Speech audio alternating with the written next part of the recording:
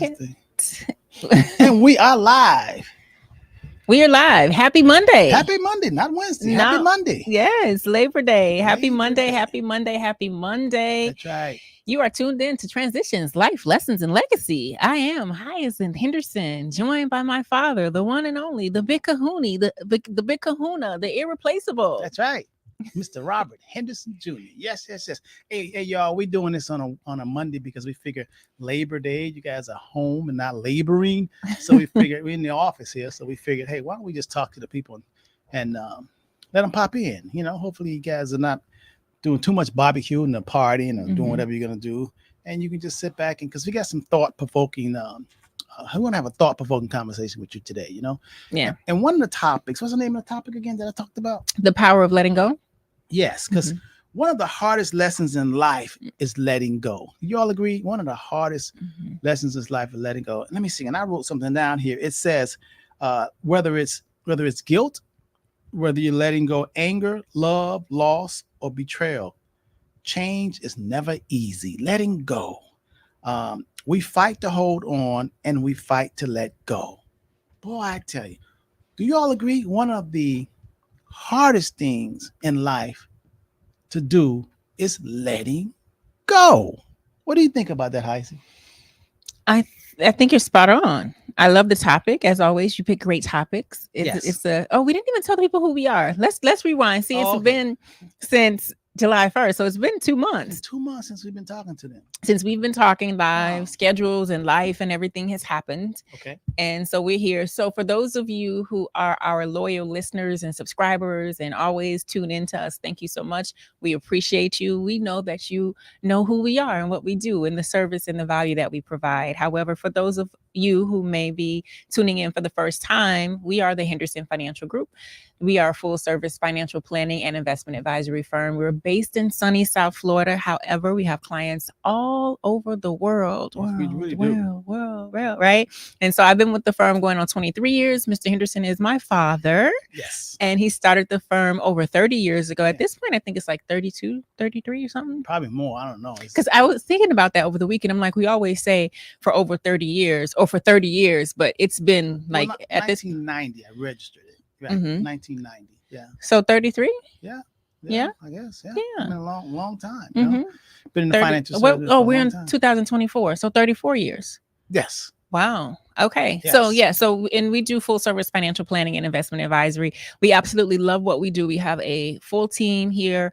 And on Wednesdays, we talk mindset. We go a little bit deeper. We talk spirituality, metaphysics, which are my favorite topics to explore. And we do that because we know that the money is a result, is a reflection of what you believe, what you experience, and how you be on the inside. The money is the result. Money is the effect. Yeah. What caused that money? Yeah. Or not caused it. So we're talking about cause and effect. You know what I mean? Yeah. Money is the effect. What did you do? Money just ain't show up. Even though, but you really can't get around cause and effect because effect comes from cause. Something had to cause it in order for it to happen. So we on Wednesday, like my daughter said, we like to talk about the cause and it's really the mental aspects of financial planning because you really do have to have your mind together in order to achieve something, in order to receive something, and also order to hold on to something. Because if you don't, it will leave you, and you have to get it rightfully. That's just the laws of the universe. You know, one thing I like about universal laws is they're not rules, man-made rules. Like all these rules that we have from each state and the law enforcement, they're rules, and reason why I call them rules because they're changeable. Right, and laws just are. Laws are not changeable. Yeah. You know, they're it. It doesn't matter the circumstance. It doesn't matter who's in office. It doesn't matter about how you feel, what you think, your experience. That does not matter. What a law is, period. Isn't that something? Right. But a rule can change, right? All the time. It can change. I was in doing my studies, I realized, and I guess it didn't never really applied to me, but the fact that alimony used to be tax deductible. Yes, I remember that. Oh my God, that's a big deal. It was really big for us in terms of financial planning. Alimony was tax deductible. What? You know? We're like, oh, we can just write it off. Right. You can write it off. Yes. Right. And so, and they changed it. Well, I should say rules. They changed it. They changed it based on who was in office. That's right. when Trump came into office. That's right. That was one of the rules that he changed. That's he was right. like, no, it's not tax deductible anymore.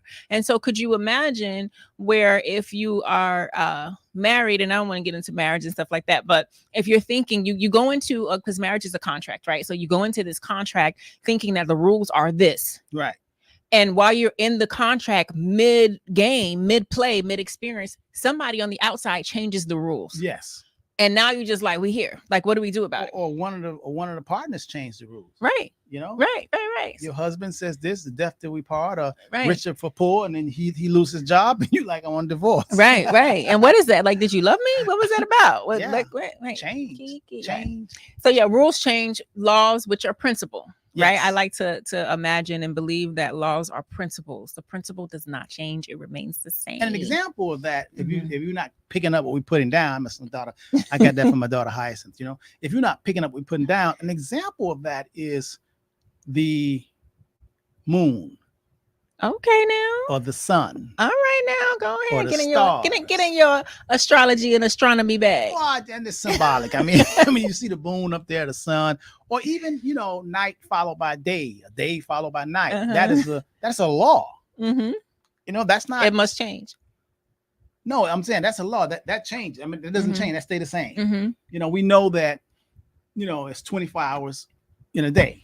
So what I was saying that must change is the cycles, the moon cycle. Yeah. Oh yeah. You're into astrology. Right. I'm like, what I'm saying is new moon in Virgo is here, y'all. What I'm saying is that no matter who's in office, whatever, who's in Congress, whatever, who's the mayor or who's the king or whatever, the sun is still going to shine bright. That's a law. No one can say we're going to change that. The sun not shining today. Right. I'm here. I changed my mind. Right. No more sun. Right. I know it's going to affect the entire ecosystem. And another good one is gravity. Mm-hmm. Gravity is not a rule. Mm-hmm. Gravity is a law. Yeah. If you throw, this phone up, it's coming back down. Don't think like, oh, how did it come back down? Right. Gravity. Right. And it's called the law of gravity, not the rule of gravity. The law of gravity. Yeah, love it. All right, so let's get into today's topic. Okay. So today's topic was chosen by Mr. Henderson. As you all know, he chooses all the topics. All the topics. She likes to ridicule me, and I tell her, and I got Adrian. They say, hey, topics are pretty interesting. I think this is an interesting topic. I love your topics. Okay. I think you do a phenomenal, amazing, and absolutely bomb job at choosing topics. So the topic that Mr. Henderson chose today is the power of letting go. Right. And I love this topic because as we share the information, as we have this dialogue, as we speak and teach, you will be able to apply this to every aspect of your life. Every aspect of your life. The power of letting go. Yes, I was just looking at some of my little notes here because you're on your phone, letting go, because some people, guilt. Let's talk about the guilt part because I want to name them the guilt part because letting go, a lot of people just won't let go because a lot of people feel guilt, and it's like forgiving yourself. It's a lot of people. It's millions of people out there that feel guilty. There's a lot of people that have anger. A lot of people. Well, let's unpack this. You're going way too fast. It's been 2 months since we were live. Let's take our time today on this Labor Day. Yeah. Guilt. So I want to unpack this a little bit, right? So let's say a person is guilty about letting go of an old job. Right. That a position that they've been in for 20 years and the people love them and the clients love them and everybody and the people around them, and I don't want to say feel guilty, is experiencing emotions of guilt primarily brought on by the people around them. Okay, I get that. Their past or soon to be past coworkers, their clients, and so they start to experience the guilt that other people are placing on them, right? Okay. This could be the same thing with letting go of a relationship, whether it is romantic or platonic, that has run its course. Love, right? Right? Because I can let you go and still love you. That's true. Right? So when we talk about guilt, it's important to understand that if you are guilty or if you are experiencing feelings of guilt that you cannot move on and cannot shake or cannot vibrate out of, it is because you are anchored and you have your face up against a wall. Okay. You're only looking. So in this whole wide world, instead of you looking around you, you are only you're in the corner. Remember back in the days, the teacher used to put you in the corner. Yeah. Well, I never got in the corner. I know you. You got in the corner. I did not get in the corner at home, man. But not. My mom said, "Boy, don't you embarrass me." Oh wow. Okay. Back in the days, I'm an '80s baby. The teacher used to say, "Go stand in the corner." Oh, yeah, you did. You put your head on you went to sleep. Anyway, go stand in the corner. Yeah. Right. And so when you go stand in that corner, all you can see is what's in front of you. You can't go to recess. That's true. You can't play with your friends. You can't get the lesson. You can't go to music. You can't do nothing. All you can see is what's in front of you. Okay. And so depending on how long you're in that corner, your focus and what you are looking at and paying attention to and what you're starting to think about starts to shift. Okay. Right. So when I say if you are anchored in a place of feeling guilty about a decision that you made or that the creator has made for you or some movement that you need to make, it is because you are only looking at what's right in front of you. You are not looking out expansively. You are not using your foresight to look out what's before you 6 months, 6 years, 16 years down the line. It is also because you are not looking at history. You are not using your foresight or your experience to contemplate about previous things that have happened. So you're standing there and you're saying, oh my gosh, I feel so guilty. Why would you feel guilty about moving on? I don't know, but people do. People feel guilty about moving on because it's going out of a comfort zone. It's very comfortable to be wherever you are, you know? True. And you know, this reminds me of how today's topic we're talking about the power of letting go. And a lot of people hold on to stuff that hurt them, you know? And I understand that because all of my children, all 5 of them, they accuse me or they look at me as, I would say accuse me. They would say that I don't handle. You're emotionally unavailable. Yeah, they say I'm emotional, unavailable. Unavailable. Now, what they don't realize is that I let it go. Fast. Immediately. Yeah, I have to let it go because I'm telling you, if you don't let a lot of the stuff that hurt you go and you let it simmer, it only destroys you. It don't destroy nobody outside of you. It destroys you, all your cells. It breaks you down. And I have to survive. So that's the way I look. That's the way I choose to look at it. You know, it's like, you know, I remember when I was younger, I used to have car fights. And I used to yeah. Yeah, I used to have car fights. Younger with children. Yeah. Not younger like 16, 17. I say this, look at this idiot. This idiot, you know. And then I would come up on the side of him and say, you know, and you know, I don't do it now because I know the people are crazy. Times have changed. But now someone can do the same thing that they did to me, you know, 20, 25 years ago, and they'll cut in front of me, whatever. When I come next to them, I won't even look at them because I know that in a nanosecond, I'm not going to see them ever again. So I want to let it go. Because you're able to look forward. Right. So to the point that I made, when you're stuck in guilt and you're just hovering there, and when I say stuck in guilt, because I don't want anyone to make the mistake of believing that I am encouraging you not to experience and feel into the emotions that you can experience, right? Because emotions are good, right? So when you feel an experience of guilt, and notice that I'm saying feel and not are guilty, right? Because I'm not teaching you that you should own that emotion. I am very intentional with my words so that you can understand, oh, I can feel the experience of guilt and I can let it go. But here's the thing, where emotions are so powerful and why we need them. When you feel the experience of guilt, it allows you the opportunity to say, oh, wait, this feels like this. I don't like the way this feels. Right.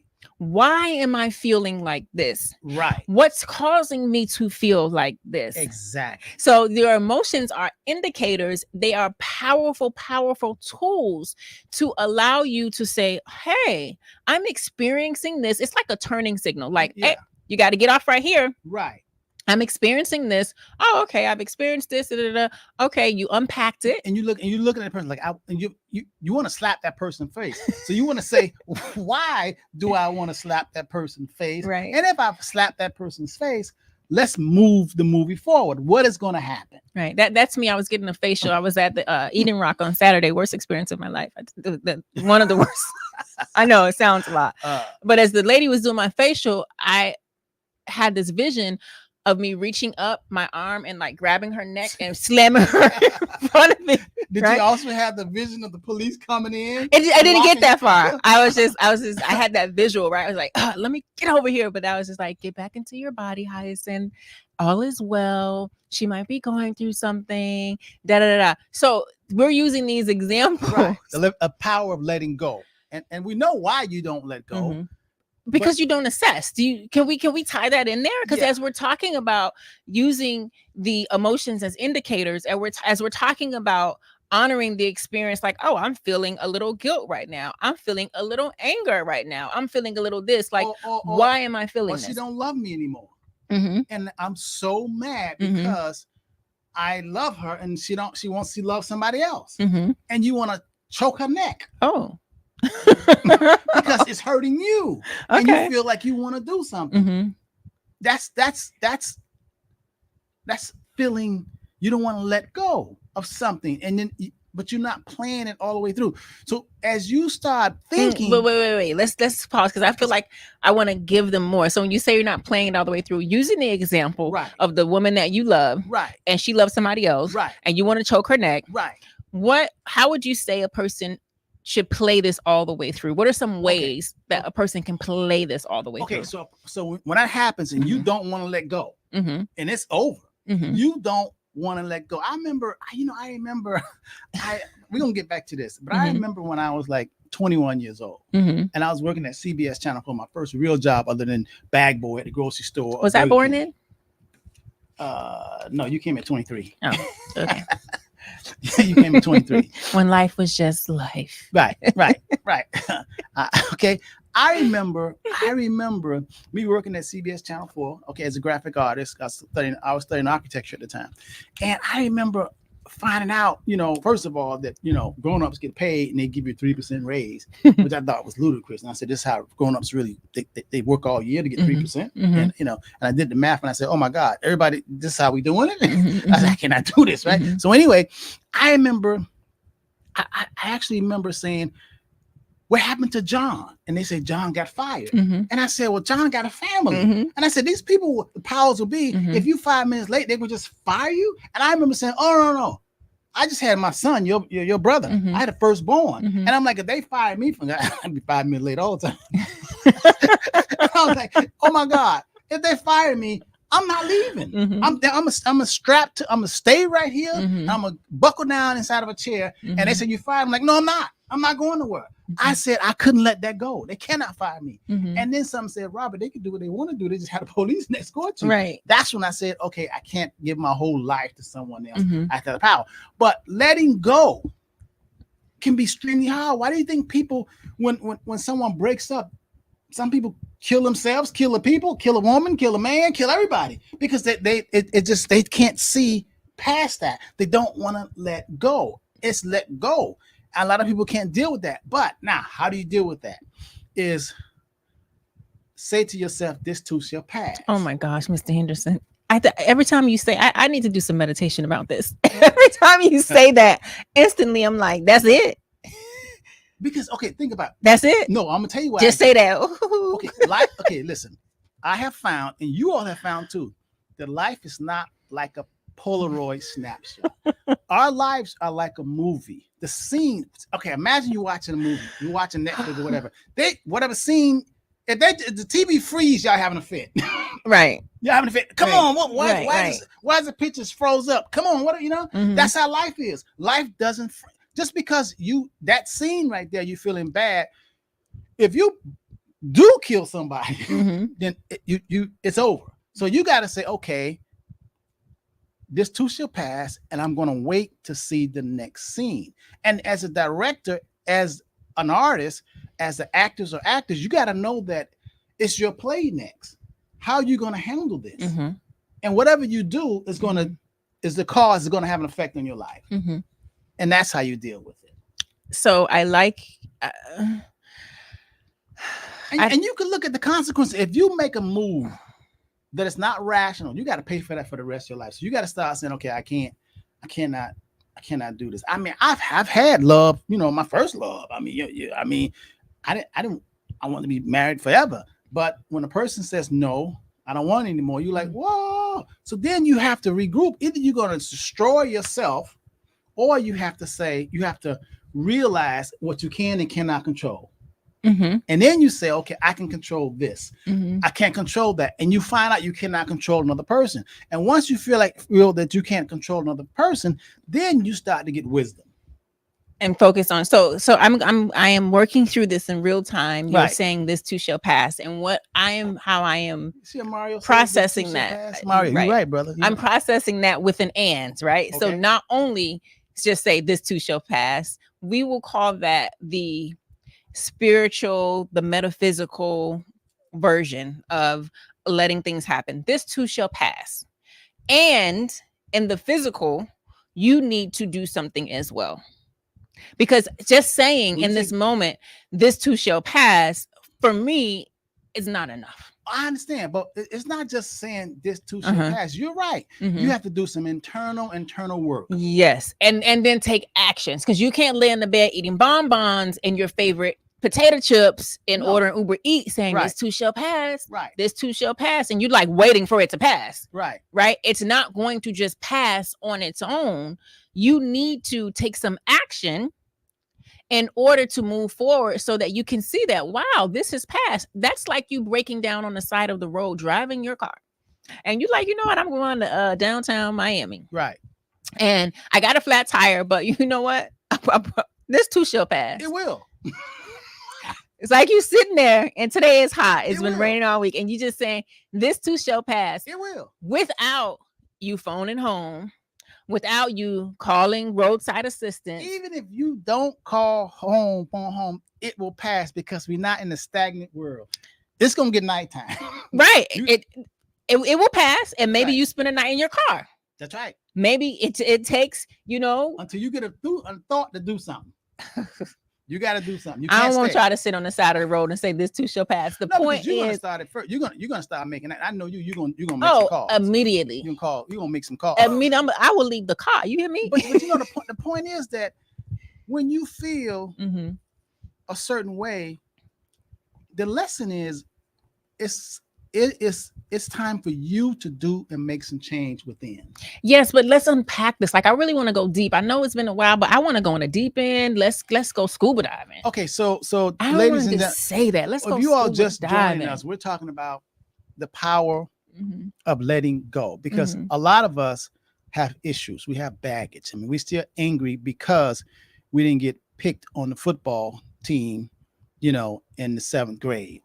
We still upset because we got divorced years ago. We still upset because we feel we missed out on something.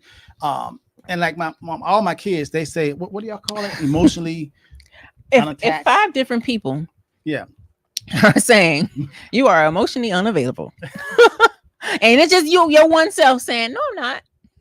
Okay. See, my children, they all say, I got 5 of them. They say I become emotionally unavailable because, first of all, I have realized that this too shall pass. Not only that, but I only have so much power. The only power I have is the power to change myself.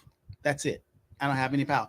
My mom and my wife, during the Miami Heat basketball game, they used to be in different households. My mom would be home, Natalie would be at my house, and they would be screaming at the TV.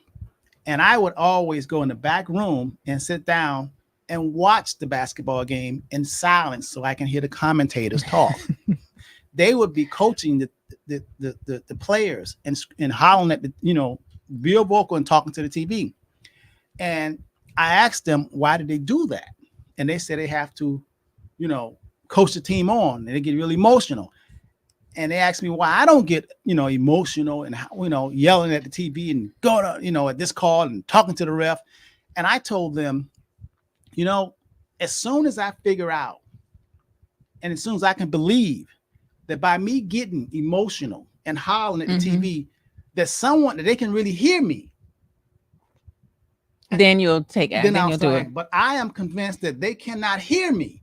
So I don't do that. What's the point? What's the point? Okay, I got you. You understand that? I got it. So really, it comes back to the power of me and my beliefs. Yeah, we've learned. I've learned. I'm one of your children. I've learned to navigate your emotion. So it's not unavailability. But it's not like I don't care. I truly believe in cause and effect. I truly do believe in cycles. I truly do believe in everyone has to get what they have to get. I don't want to block their blessings. I don't want to block their journeys. I sit and I watch it, but I also know that it's going to be okay if they apply. If I see them in the corner in the fetal position, then I'll go and say, get out the corner in fetal position. This too shall pass. What are you going to do? Control what you can control, and let's get going. Make it happen, because everything's about you. Make it happen, because you have to move on. Okay. Now, I will give him a hug and say, okay, but I'm not going to sit around there and just cry, because the movie has to keep going, man. We got to change the scene. We got to keep going. Next. We got to keep going. I mean, listen, my mother was my first love. Taught me how to love. I had to understand life, that there is a beginning and there is an ending. I had to. Then I had to think about my mom who raised me. My mom said, boy, what are you doing? I don't want you to get in the fetal position. I don't want you to go into the wilderness. You got to keep going. You know that. We talked about death and we talked about the next, universe or whatever, she's Jehovah's Witness, we did different things, but I understand that. And I face reality. And then I have to figure out, what can I do? And then when I figure out I can only do what I can do and what I do is enough, then I'm okay. And I gotta continue to keep my mind focused. And that's how I deal with stuff. So it's not really emotionally, what y'all call it? Unattached, unavailable. Unavailable. I'm available, but in good sense. Okay. So are y'all getting what I'm saying? Are y'all picking up what I'm putting down? Thank you. I can just feel you saying. I can feel you saying yes. Let's go a little deeper into the power of letting go, because I really, truly, wholeheartedly want everyone who is watching this episode, I want you all to take some actionable steps and a process from this episode so that you can navigate life. Because again, the power of letting go can apply to all areas of your life, right? So when we talk about, as I was going down the path of saying, if you're standing in the corner, you're only focused on that. When we talk about experiencing whatever emotion is that you're experiencing, first of all, I've already said that the emotion is not good or bad. It's not wrong for you to experience this emotion. I'm not encouraging you to get over it and not deal with it. I'm encouraging you to honor the emotion that you are experiencing it without owning it. Well, you got to ask why to yourself. I didn't get there yet. Oh, okay. Honor the emotion that you are experiencing without owning it. And that is different than saying, I am depressed. I am mad. I am a victim. I am this. The I am are the two most powerful words that you can put in front of any sentence, any words that come after that, right? So I'm being very intentional when I tell you to understand that you are experiencing emotion. So when you are experiencing guilt, an emotion, then you ask yourself, why am I experiencing this? Then it gives you an opportunity to run down all the moments that happen, not only in that moment, because a lot of times people will want to say, well, you know what? They hit my car. They hit my car. They just hit my car. Well, okay. Well, let's unpack this. How'd they hit your car? Well, I was coming over from this lane to that lane. Wait, well, did you have your turn and signal on? No, but I was in front of them. That's a good example. And they just hit my car. You know what? That's a good example you're coming away. Because I'm gonna tell you something. Mm-hmm. When I was young, younger, because I'm still young now. Mm-hmm. And you're right. First time I got a BMW, a black on black BMW, and I was driving down 135th Street, and a drunk driver ran into me. And I wasn't hurt, and he wasn't hurt, and he ran into me, and everybody saw that, and he crashed my brand new BMW. And I had my blow pump speakers just blasting good, right? And we went on the side and we got out. When we got out of the car to see what happened, he was totally drunk. Do you know my first words was to him? You hit my car. You hit my car. And I was screaming. But you know why I was screaming? The next thing I said to him, my insurance is going to go up. Yep.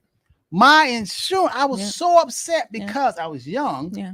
and I had a BMW, Yeah. and this fool hit me, and the only thing I can think about is me, my loss, what it's gonna mean to me, whatever. You follow me?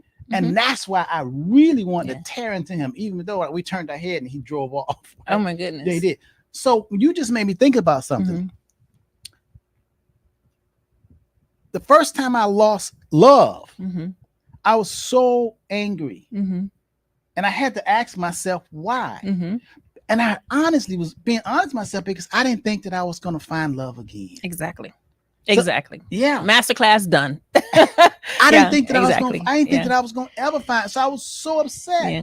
But it's kind of like if you have a jar of pennies and if somebody come while you're not looking and take one penny out, you're not going to lose your mind because you got a lot of pennies. But if you feel that's all you got and you feel within you, you have no more or you can't do anymore. It's like if you got fired from the job and you feel like, oh my God, I'm going to be homeless. But you're like, I can get another job. Right. You don't kill nobody. Right. So it's a feeling of personally, you ask, why am I doing this? You can only get to that point by letting go of, not owning the emotion. That's why I said, don't own the emotion.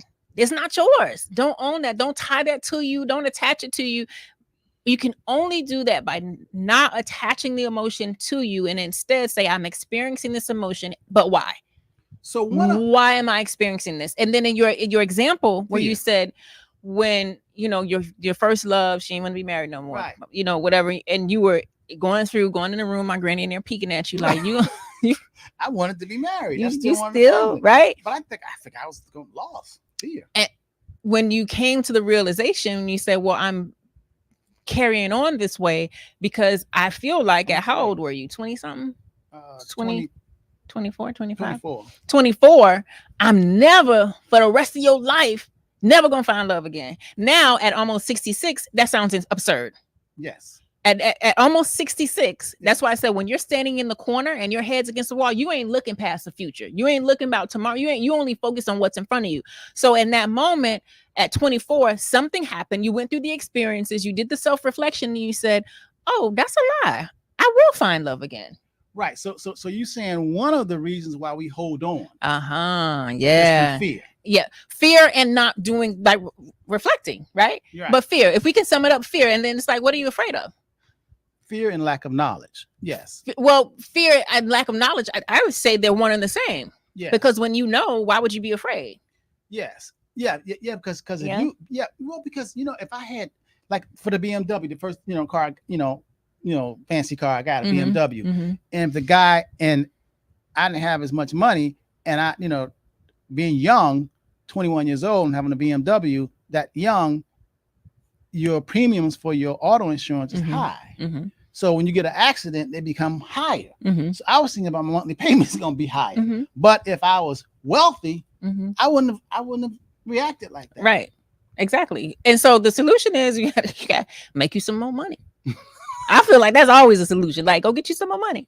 Go get some more. So a lot of the fear, a lot of letting go a lot of not letting go stems from you not checking in with yourself. You are allowing the external circumstances, what they're saying, what it seemed like, what it feel like, what it looked like, to dictate your next move. Why are you afraid? And when you step back from that and you say, hold on, I am not a tree, I can move. As Mr. Henderson says, this is not a still image. It's like tomorrow's gonna come, 5 minutes from now is gonna come, life is gonna continue to move forward. When you get to that point to where you're like, oh wait, hold up, okay, I am experiencing whatever the emotion is, why? And then one of the things that I love to do, and I ask my clients to coach my clients to do all the time, is to say, but is that true for everyone? Not just you, not just for your bestie who's gonna get on the phone and tell you, yeah, girl, I can't believe that. Not just for your family, but is that true for everyone on the planet? What do I mean by that? Using Mr. Henderson's example of going through losing his first true love and that experience, at some point he could have asked himself, is it true for everyone that they only have one shot at love? Because it could have been true, like maybe your uncle was like, oh, Bug, you out of gas, man. That woman left you, got 2 kids. Oh, no, it ain't gonna work out. I got my partner. And every time that happens, you never gonna find no one to love you like that. We hear that.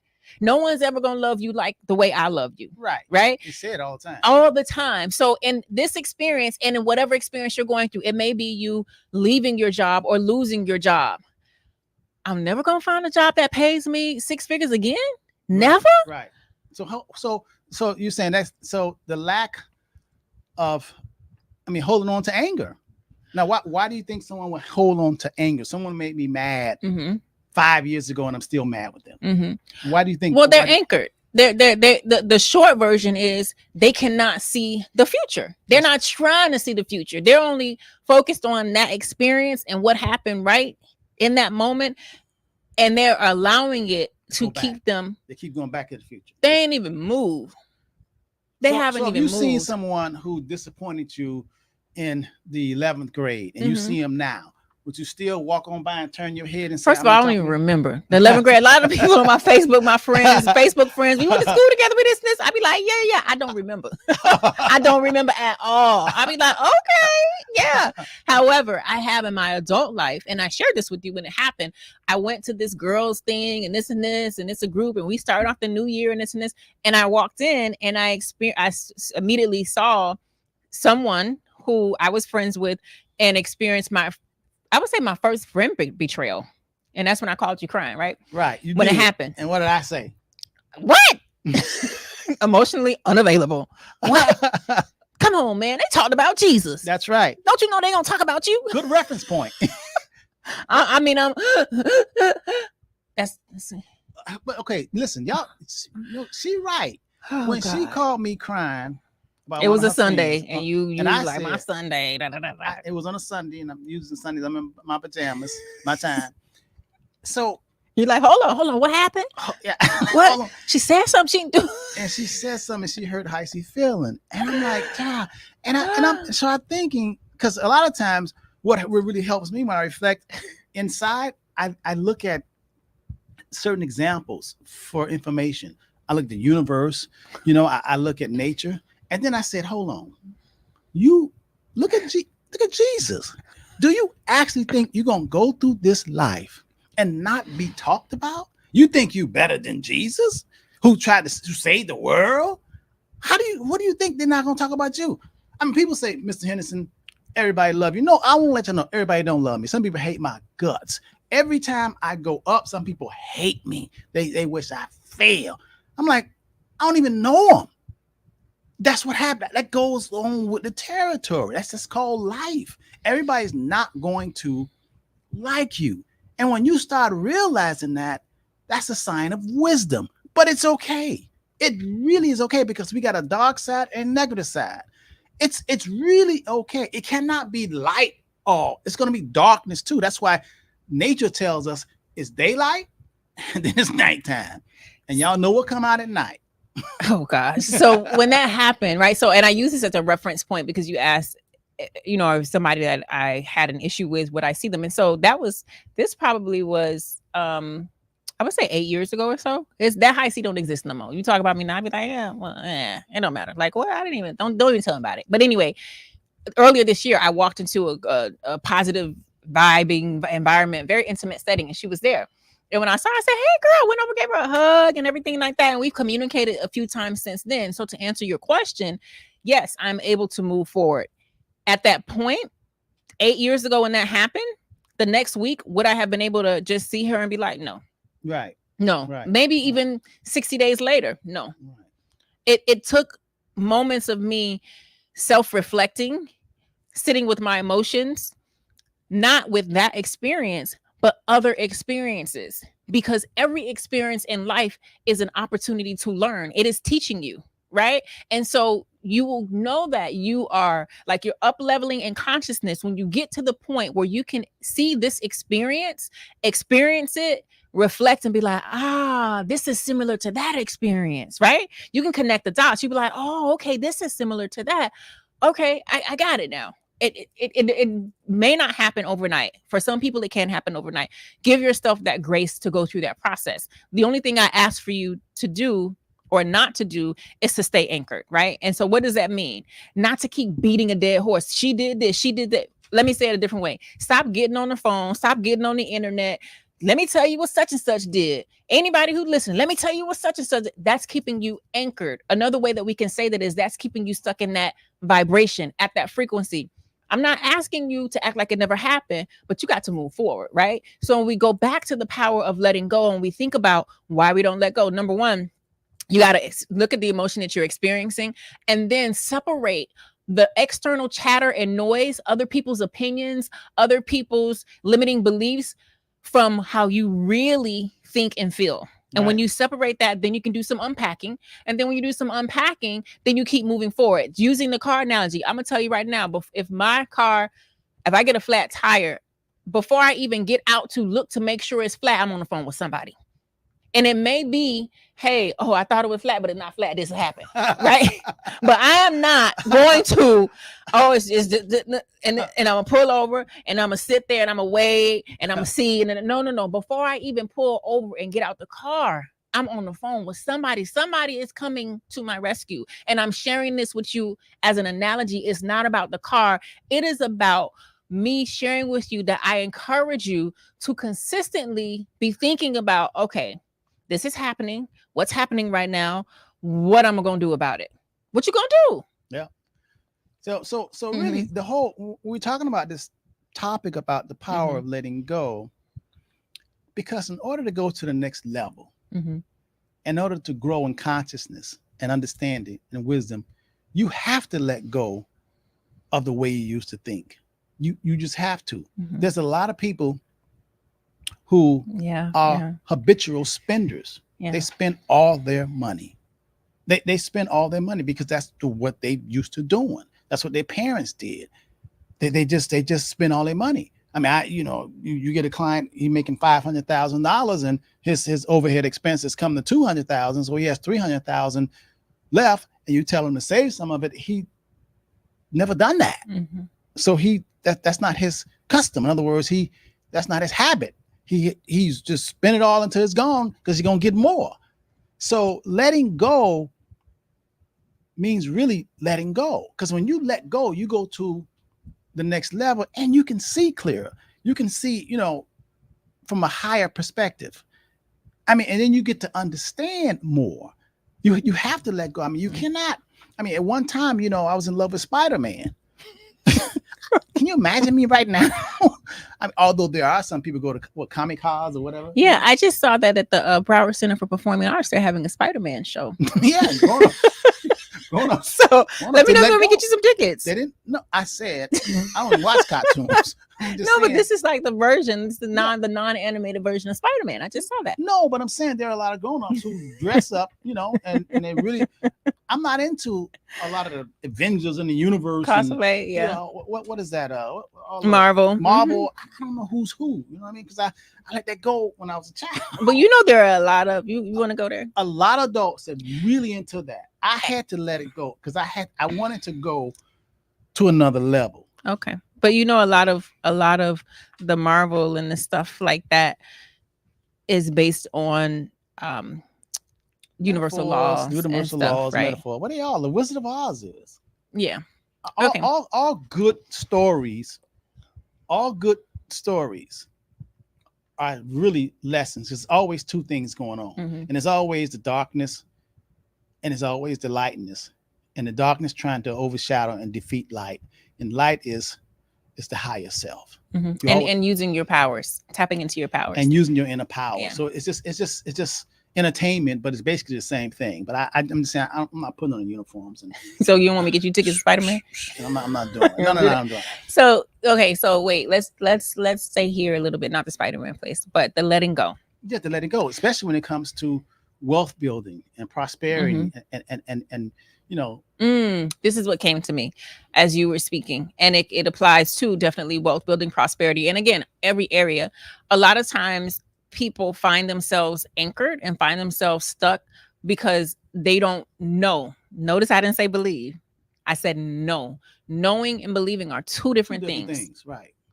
Believing is kind of like, it's a little doubt in there. Maybe it could. I believe it. Right. But no. But do you know without a shadow of a doubt? We believe the stock market is going to go up. Right. Like you driving around and let's say you're at at a hotel, you're like, oh, well, maybe I believe my room is down this way. I believe it may be this way. I believe if I turn right, I'll get to my suite, right?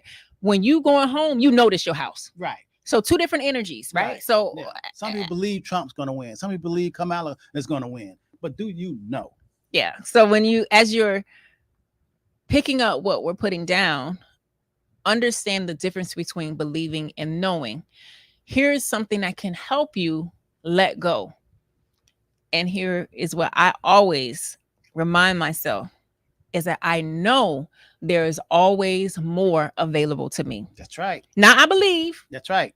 Based on what I see, and I know, like without a shadow of a doubt, this is it. This can't be it. That's right. I know.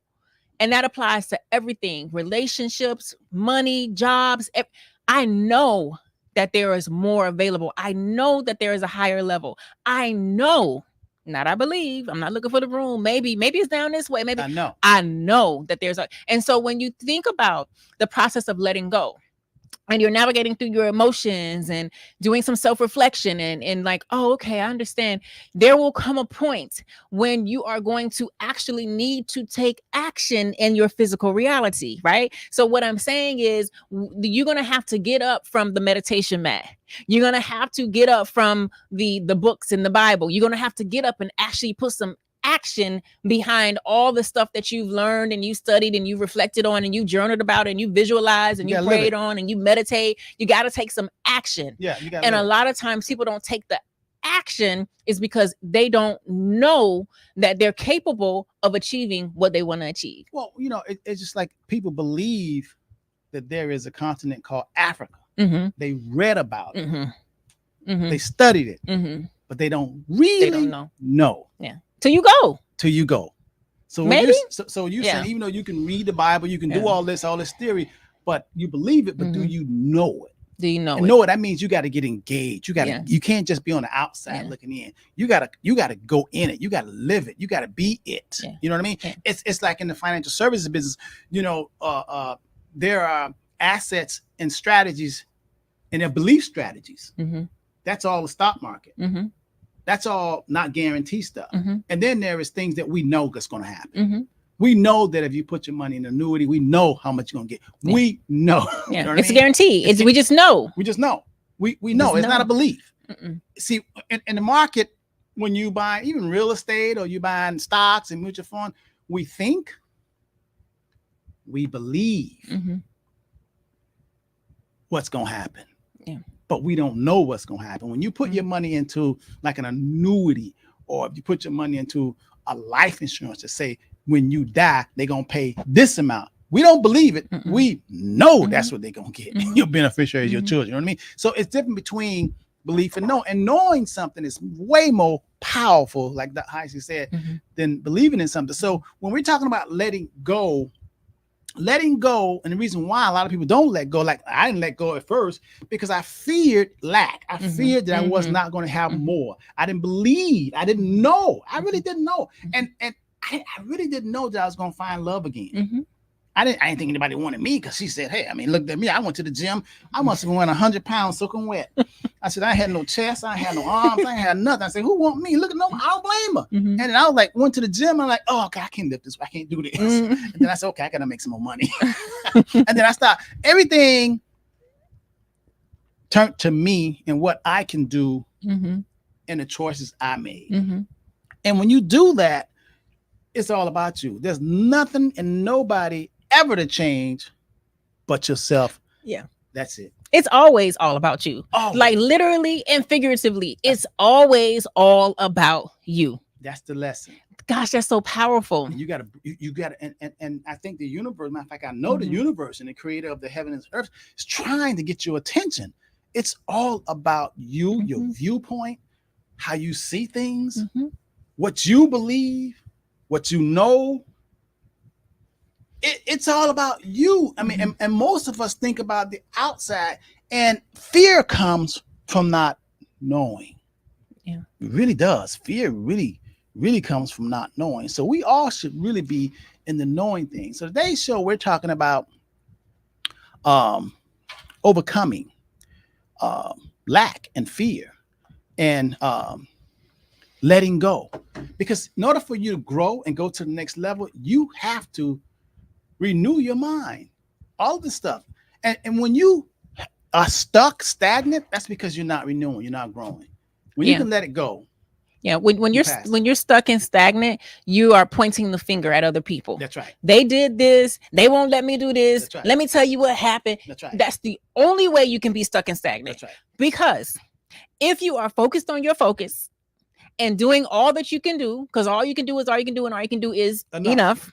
If you are focused, you be like, who is they? Oh, I forgot about that. I forgot about that. Oh, I forgot you slept with my husband, girl. Like, you know what I mean? Like, I forgot you stole my money. Like, you'll be so focused on all you can do. Let's go back, because when you said this, oh, it's all about you. Is that what you said? Yes. I felt people getting triggered. Like, oh my God, that's super. Listen, what I want you to do, if you hear us say it's all about you, it's always all about you, and you feel some type of way and you like, oh no, I don't necessarily agree with that, I don't know, that sounded a little self-centered and ego-ish, just look at your life. Just look at your life. That's all you have to do. Just look at your life and then ask yourself, what if I adopted this mindset that it's all about me? And notice I'm not saying in a way to where you are,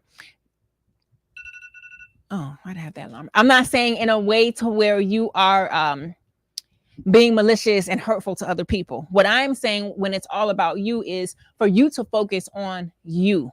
Focus on how you can do things. Focus on how you see things. One of the things that I was reflecting about today, Monday, so it had to be last week, is it is an absolute phenomenon. And I know that that's your word. It's a phenomenon that I get to see something, the same object, the same movie, the same book, the same experience, hear the same story. I get to see it based on who I am, and you get to see it based on who you are. What that means is we can have the same experience. I recently had this experience. I'm having an experience with someone, and their commentary about the experience is completely different than the commentary that I'm having in my head. They're having a completely different experience. Their experience was more complaining, more confrontational, more, just low vibrational. And I didn't say anything. I was just saying in my head, I was like, wow, this is just such an amazing experience. Like, wow, I can't believe this. Like, oh my God, this is happening. And so when I go back to when we say it's all about you, it's all about your perspective. It's all about your mindset. It's all about your inner work. Because when you focus on you and you make it all about you, the way that you look at things will start to change. And because the way that you look at things change, guess what? Your behavior will change. The way that you look at things will change. Your behavior will change. When your behavior or your actions and your habits change, guess what?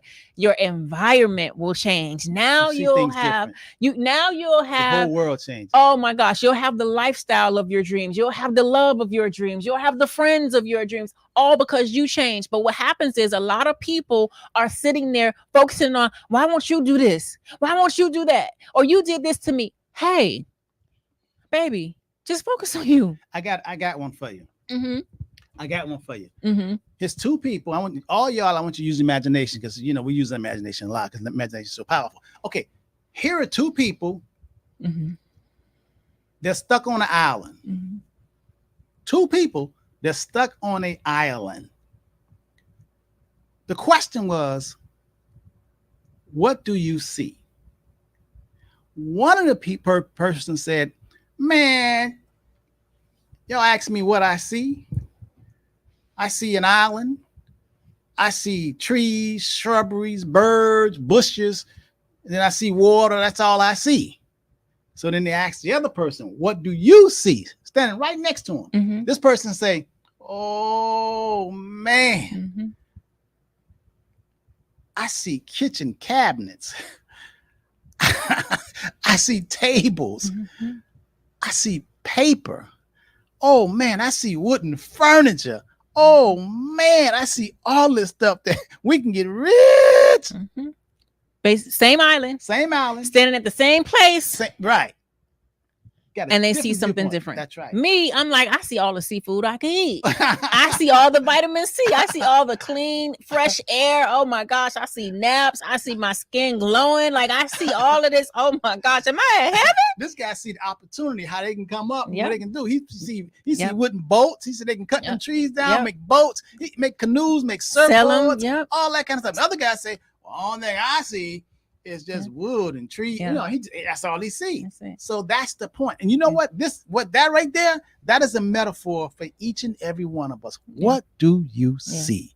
Why are you afraid? And it's all about you. There's never nobody to change but yourself, your perspectives. In order for you to go up higher in level, and we're a financial planning firm, so we have to have our mind right in order for us to deal with the financial aspects of life. You first got to have your mind right, man. You gotta be clear. You can't have a lot of baggage in your mind in order to make clear decisions. You just can't, you know. Well, what did Joe says? I preach this to my children. They think I'm emotionally unavailable as well. LOL. I tell them only you can save you at the real core of it all. Joe. So I will say, through my experience, I have learned to understand this is a very masculine way of viewing things. So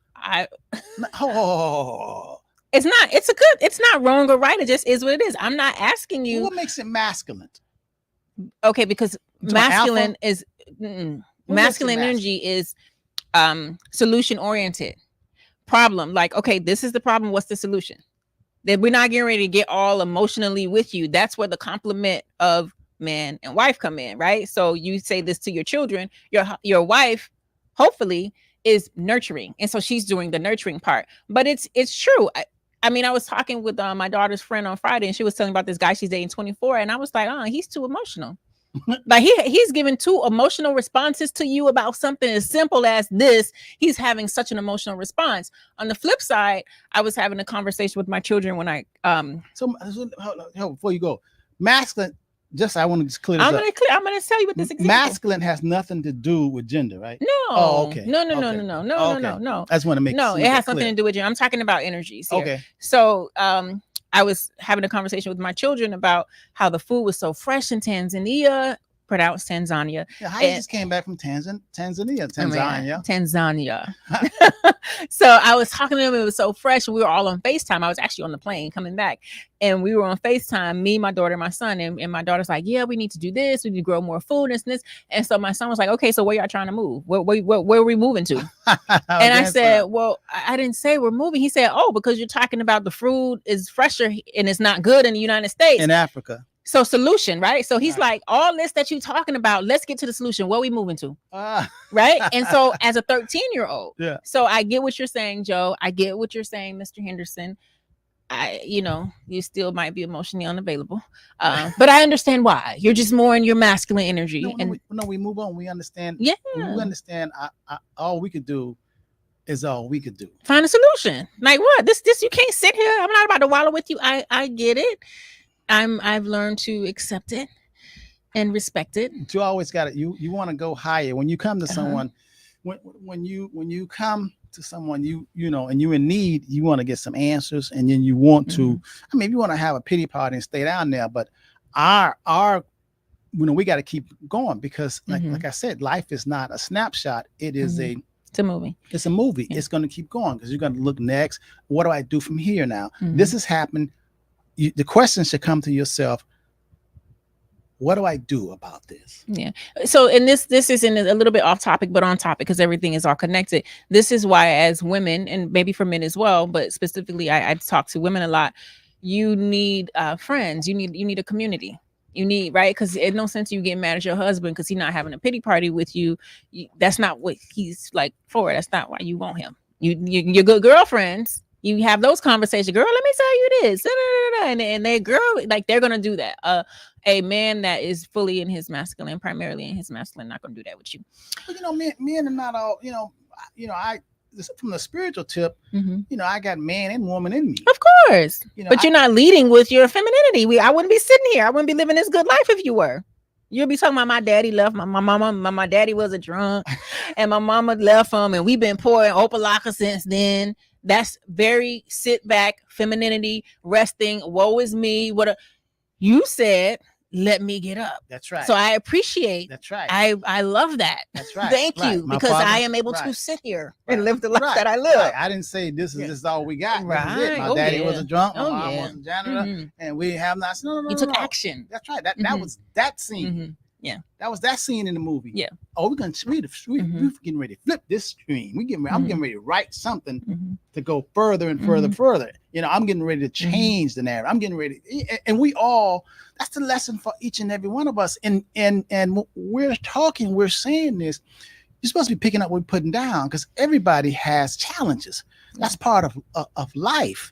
It's, in other words, I like to use a lot of metaphors because it's like Matthew was my favorite book of the Bible, because it's a lot of metaphors. And when you use metaphors, it paints a picture and people can understand. Sometimes words get in the way, especially when it comes to finance, the financial planning and investment, the word, all this terminology, vocabularies. There's a certain vocabulary. They're speaking to each other and you don't know what the hell they're talking about. Same thing in law. All this different type of words, this language, you got to learn. And medicine, oh my God, we all need that. Doctors, they come with all these, they got some of this medicine you can't even pronounce, can't even spell. Let's start with the EX. Oh no, what EX? Okay, EZ. That's probably okay. EG. No, okay. It's a XL, whatever. Medicine. It's two consonants. Yeah, or something. And you're like, how do you pronounce this? Yeah. But so I like to use a lot of metaphors and examples to paint pictures, just so I can catch on. I can see it. It's almost like I say, I want to see what you're saying. I want to see what you're saying. You know what I mean? And to everyone out there listening, although Mr. Henderson is primarily emotionally unavailable and he leads with his masculine, I'm so grateful for that. He also dips into his feminine a little bit sometimes, and I'm grateful for that as well. Because there are moments if I'm like crying too bad or just down too bad, he come on, Heisey. Or even the flip side, and you want to chop somebody's head off. I'm like, no. Now I am, believe it or not, I would say my family, I am the most, as they say. If you walk on my toes, right, I won't march on yours. Right. I can't speak that for a lot of my family members. They look at me like, Dad, it's time to bang him in the head. I'm not finish him, Dad. No. I really believe, and I said to tell my wife this other day, I said, who would you rather handle a situation? The universe, the creator of all things, or you? Who you think gonna do it better? I think I need it. I know you don't have to do the creators and the universe. You don't have to do karma. Think of karma. You don't have to do its job. It sees, it knows everything.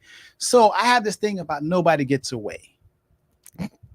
Nobody gets away. You think you're getting away. But like my grandma used to say, if the washer don't get you, the rinser will. It might not get you. Now, okay, that's a metaphor. So I don't want y'all talking about which kind of washer. Is it a Kenmore or the Maytag? We're not talking about washers. Remember, I was saying my favorite book in the Bible is Matthew, because it uses a lot of metaphors.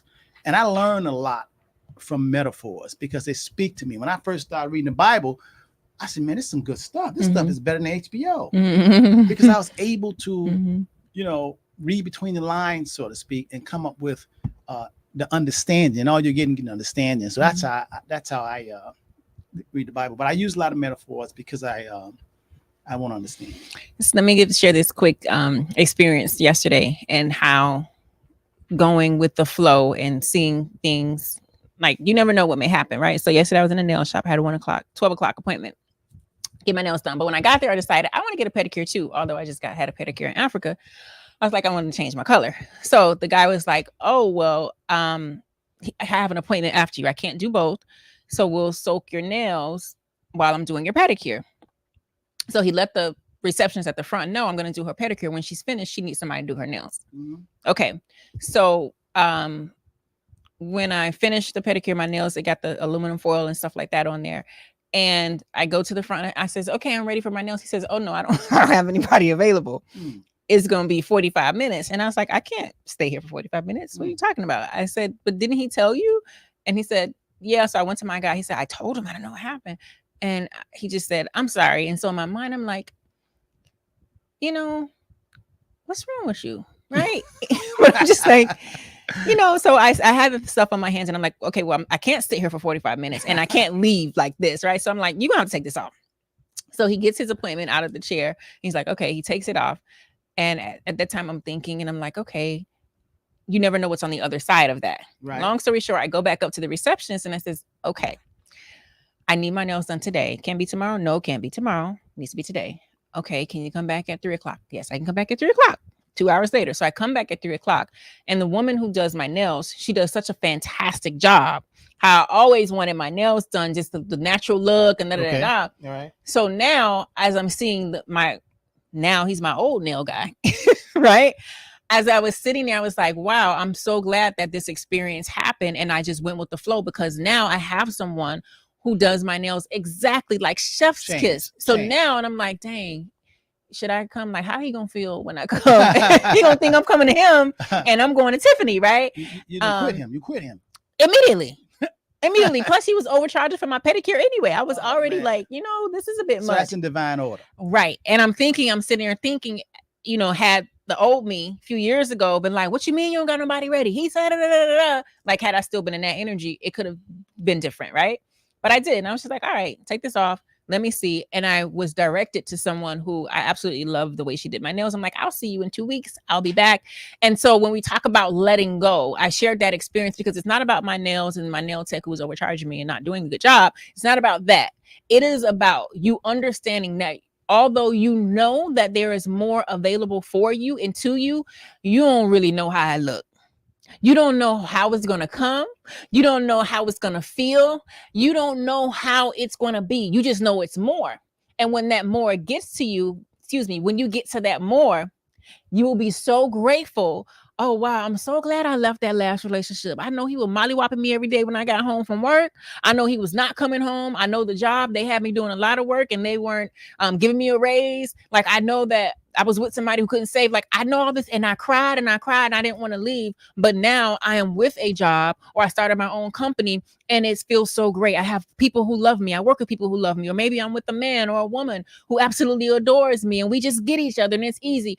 In that moment, you don't need to see all the details is what I'm saying. So when you're talking about letting go, you don't need to see all the details. You don't have to know how it's going to look. It's not your job. All you need to know is that it's more available for you. That's right. It's not your job to figure out how it's going to happen, who's going to come in your life. It's not your job. How they going to look, where they going to meet you at. That's not your job. And here's the thing, you can try and try. It will all, if you move forward and you get to that point, it will always blow your mind. It will always be better than you expected. That's right. You'll always be like, oh my God. You got to let go. I can't believe this. Okay, he's getting antsy. I can feel your energy. Like, it's got to go. I got to let this show go. I got to let this show go. I got so much. Oh my God, I got so much to do on Labor Day. I got the labor. You're laboring on Labor Day. Pay the cost to be the boss. I know that's right. Hey, Tracy, you just popping in, bro. But go back and look at this because we had a good show today. I think you can pick up what we're putting down, Tracy. Joe Rock, spot on, brother. Miss Anna Dupree, Mario, Mr. and Mrs. Redhead, Mia. Hey, Mia. DeLawrence. I hope y'all share this information with us. This is on YouTube and it's also on Facebook. And we talked about, the power of letting go, because a lot of us stay anchored and a lot of us, we hold on to stuff that we really shouldn't hold on. And it really stunts our growth. You shouldn't hold on to, especially if it makes you feel bad, man. That's the first thing you need to go into the delete garbage bag. Just get rid of it, Mm-hmm. And because in order for you to grow and get to another point of view, to see life differently, you have to let the stuff go that cause you harm. You mm-hmm. just have to. It's no sense in hold on to them. They're not gonna give you a trophy for it. You're not gonna get an award mm-hmm. and say, hey, you hold on to a lot of stuff. Mm-hmm. Here's and the person that holds a lot of stuff, No. You got to get rid of that stuff that don't make you feel good. And you just get rid of it and just focus toward love. And anything that happens to you that you feel is negative, I'm telling you, it happens to you to make you stronger. It really happens to you. If it didn't kill you, that means it's a blessing. because you become a better. No, don't do that no more. Yeah, only if you do the reflection. Only if you do. You got to reflect. Yeah. Now. Oh yeah. And then take change. Yeah. The power of reflection. And we didn't talk about that. I love that. The power of reflecting. Yeah. Oh my God. I've gotten here where I am right now slowly by reflecting on, okay, how did I get out of that jam? How did I get out of that? You know what I mean? There's so many things I can tell y'all about near misses and stuff. You know, I a lot of experience. They helped me to even believe and feel the way I feel like that. It just wasn't born like this. It's from experience and a lot of drama. But, you know, watching this movie and say, okay, and then you know what to look out for. Won't do that no more. Not sitting on the sideline saying, woe is me. This is happening to me. Or being afraid to do something. Yeah, you got to get up. Afraid you got to to get try. up and take action. Yeah. All right, Heisey. We good? We are good. Thank y'all so much for tuning in. Right on a Monday. I said they off. They ready for us. Because we can't do it this Wednesday or next Wednesday, unfortunately. So we'll see y'all next time. We don't know when, but it is coming. All right. Peace.